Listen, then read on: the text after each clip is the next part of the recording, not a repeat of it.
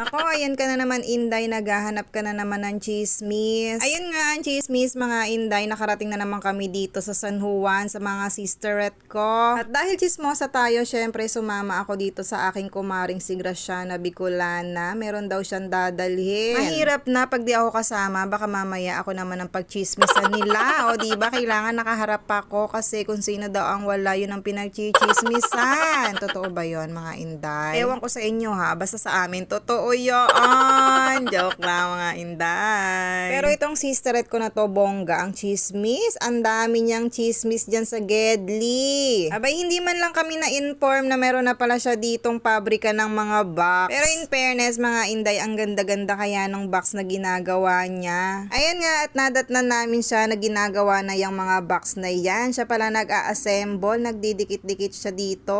Work now, sabog later, dahil ba naman sa amoy ng kanyang pandikit, mga Inday, mahahay ka talaga. Pero na-amaze talaga kami dito ng kumari ko dahil ang ganda ng pagkakagawa. Pangyayamanin din talaga yung texture niya, in fairness naman. Mukhang napagkaganda ng pagkakahagod na ginawa mo dito, sisterette. Kaya naman ang ganda-ganda din ang kinalabasan. At dahil dyan, pwedeng-pwede ka nang magtayo ng iyong pabrika, sisterette. Diyos ko, kailangan namin ng trabaho, kaya naman mag-open ka na dyan. Parang bet namin yung ganyang trabaho, magdidikit ka lang, mamaya sabog ka na. O diba, hay na hay ka pa. Sa mga gusto pong magpagawa ng mga jewelry box or something, kung ano-anong box pa yung gusto mong mangyari, pwede nyo po siyang kontakin ng aking sisterette na si Irene. At dahil nga dyan ay nagkasundo kami na mag-open na kami ng pabrika namin ng mga box bukas. Agad-agad, ganun. Baka mga Inday, may kilala kayo dyang mauutangan ng puhunan. Abay, ipakilala nyo na lang sa amin para hindi na kami mahirapang maghanap ng puhunan. Ganun.